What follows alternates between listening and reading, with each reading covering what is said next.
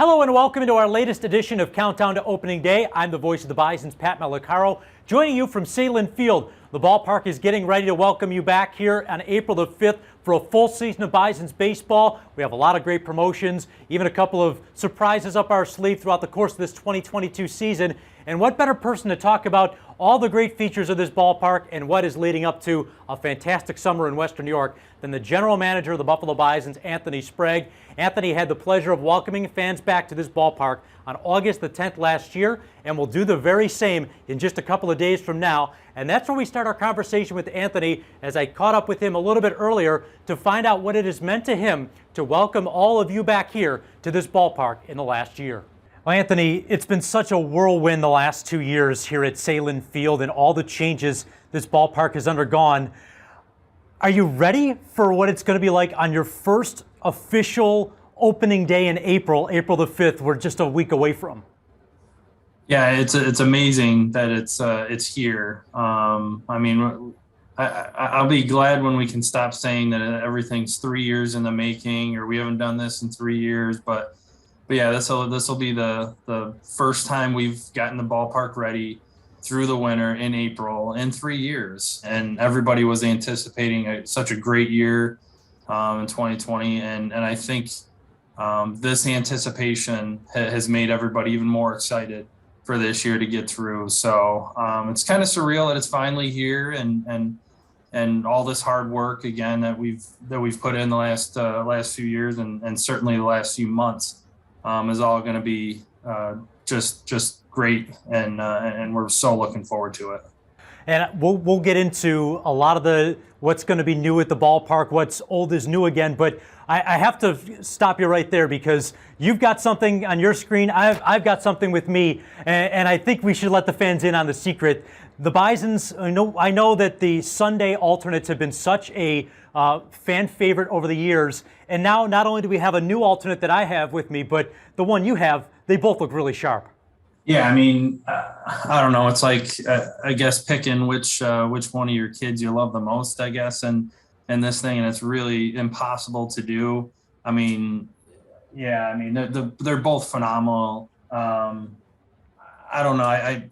I guess I think I like the one, we had got to pick, so I got to like this one a little bit better. Love the standing buffalo, traditional buffalo, one of our alternate logos that we've used. Just a great look. I'm excited to see our squad out there with them on.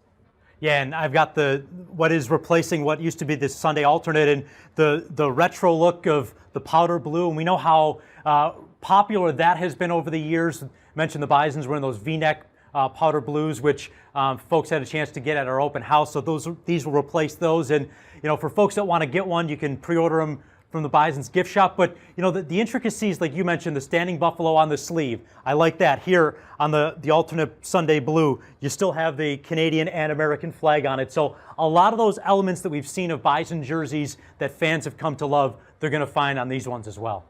Yeah, I know that. I mean, that's one. Every time we'd wear them on Sundays, with the amount of feedback that we would get.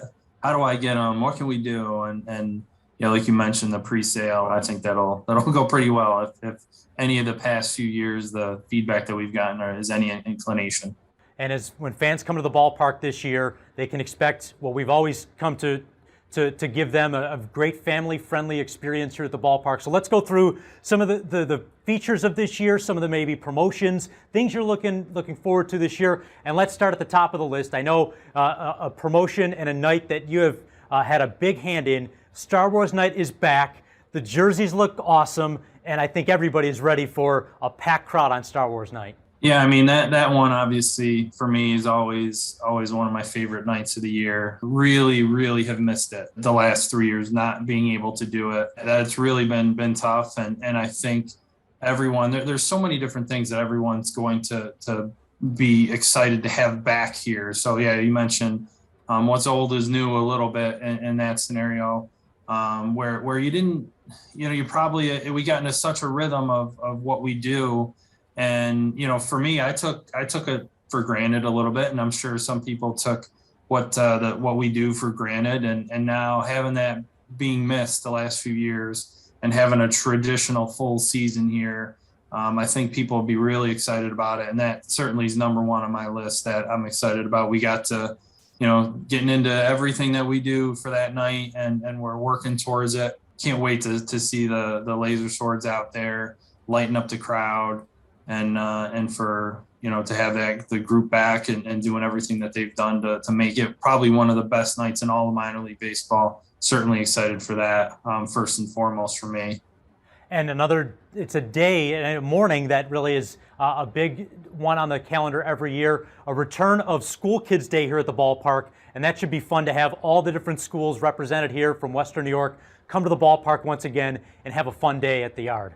Yeah, I mean, that's, again, so many little things that we have not been able to do the past few years. And School Kids Day was certainly one of them that may get lost in the shuffle because it's not a traditional crowd. It's a school day that parents aren't always coming to, so it's not one that people talk about a whole lot. But the kids getting to enjoy a nice summer, end of spring, early summer day here. We're excited to have them back and have a really another good crowd for that.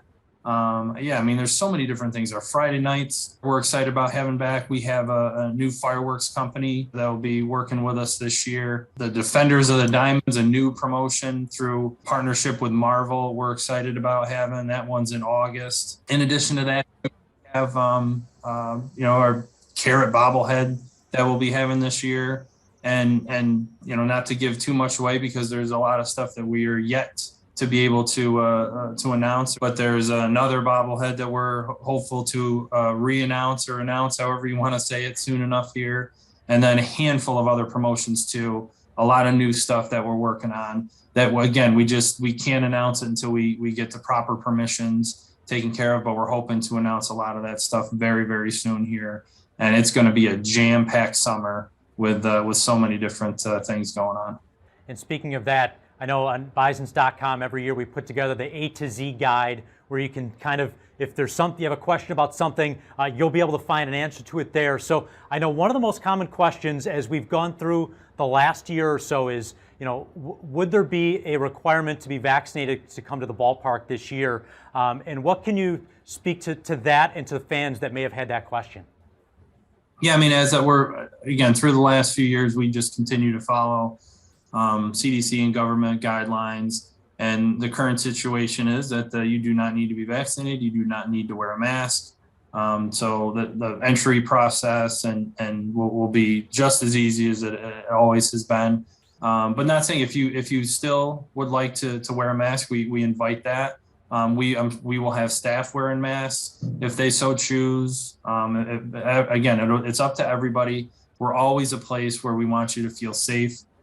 Feel a good environment to be here where you can, exercise whatever choice you would like to.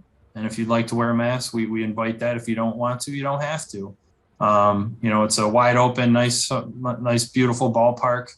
And hopefully everybody will feel safe and able to come into the ballpark however they so choose. Well, Anthony, I appreciate your time today. Is there anything else that I didn't mention that you want to let our fans know as we get ready for April 5th? No, we're just excited. Everybody's worked really hard to get this ballpark back. I mean, we had a lot to still do from when the Jays left. We did as much as we could in those couple weeks when the Jays left and the Bisons came back. But now we had a full off season to kind of get us set and get back to what the Bisons are used to here. But it took another huge undertaking by our staff, and I think everybody did such a good job, and we're just so excited to have our fans back on April 5th and have a full Bison season here this year. So excited to see everybody. As Anthony mentioned, you can head over to Bisons.com, check out all of our great promotions, and don't forget, we'll continue to add more as the season goes along. A lot of great things are on tap, and we hope to see you right here at Salem Field this summer, and we look forward to bringing you more Bison baseball throughout the course of this year. Don't forget, if you missed any episodes here from Countdown to Opening Day, you can find them at Bisons.com. Also, check us out on the Power Alley podcasts for our extended conversations More from Anthony, including also Ben Wagner, the voice of the Toronto Blue Jays for Sportsnet 590 The Fan, Joe Sclafani, the Director of Player Development in the Blue Jays organization, and also my chat with Casey Lawrence, who will be back with the Herd here in 2022. Can't wait to see you here at the ballpark very soon. Until then, we'll talk to you next time.